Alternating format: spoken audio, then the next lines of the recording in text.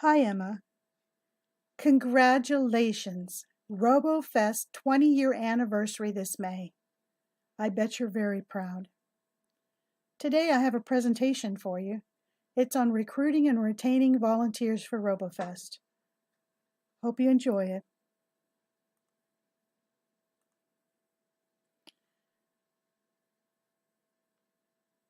We all know how hard it is to recruit for volunteers. First, you have to go out and you have to find the volunteers. You have to get them organized. You have to start coaching them. Do you remember the one time we decided to go to the engineering students' picnic? It's in the middle of nowhere. And they said they would volunteer if we would actually scaffold up this large wooden handmade structure called the Tower of Doom. Then they wanted us to zip line through the forest until it went to this secluded place. Do you remember? Well, thank goodness we were able to hike through the forest without getting eaten by any animals. Today I want to tell you there's a much easier way to find volunteers. I'd like to share some ideas with you today. These are the current methods. Facebook, monthly newsletter. I really enjoy your monthly newsletter. And everyone then has to sign up. Both volunteers and coaches have to go to robofest.net. Well, I've been getting some feedback about that, and volunteers are telling me that it's too difficult to use. First of all, they have to go to the website. Then they have to find where the volunteer section is. Then they have to find which country. Then they have to find the region. On and on and on.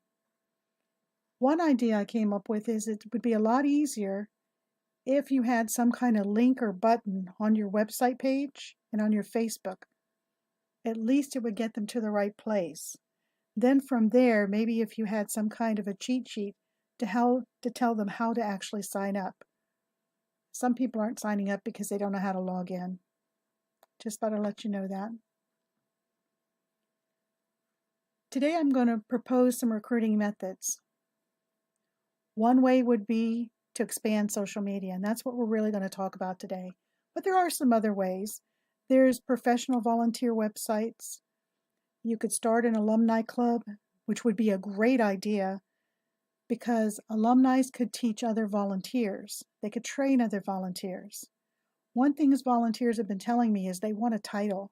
They want to feel like they belong. So that's something you can work on. Another thing is college students are telling me they're very interested if you could start a program on their college campuses. And the reason they want this is because some of these people are planning on going into 501c programs when they graduate, and they would like to learn a lot about how to set up a 501c, and they'd love to be an intern in that. There's also some professional commercial volunteer websites. These are a good option, but there are some downsides too. The downside is they cost money. They can cost anywhere from $250 on up. But the upside to this is that not only do they find volunteers, but they also look for sponsors and donors. A lot of time people want to volunteer, but they don't want to volunteer time. They want to volunteer money, and that might help you. Another good thing is that most of these sites have a 60-day trial period.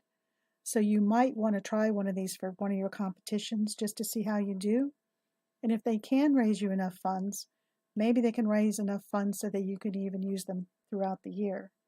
That's something to look into, but that's not my first recommendation. You'll find out soon. Some of the benefits to using social media, well, there's benefits and risks. I'll start with the risks. Time, costs, and staff. You hear that with every project you're on. You have a very limited budget. So you need ways to be able to expand your volunteers without spending too much time and money. So some of the benefits of social media, which definitely outweigh the risks, are it allows you to advertise. Not only will you be advertising for RoboFest, but you'll be advertising for your company. Might be able to bring in some new business. The other thing is that it has a wider audience. It's all over the United States. So you'll be able to reach more sponsors and donors from people outside of the area.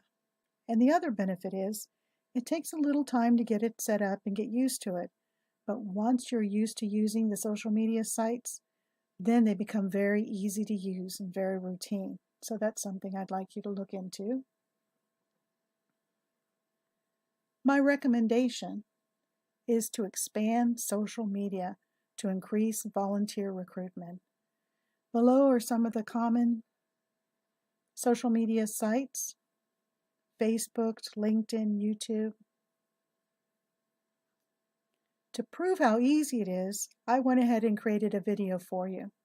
This video took me under a minute to use my smartphone to take the video, a few seconds to upload it to YouTube, and we had it in under a minute, had it completed.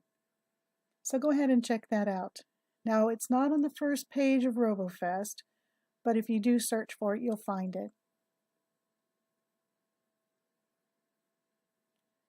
On this page, I list all of the different social media sites, the most common ones, that could help your business grow and help you to find volunteers. This site is for the commercial volunteer sites, in case you want to give one of them a try. I would start with Volunteer Match. They're one of the largest organizations, and they also offer advice.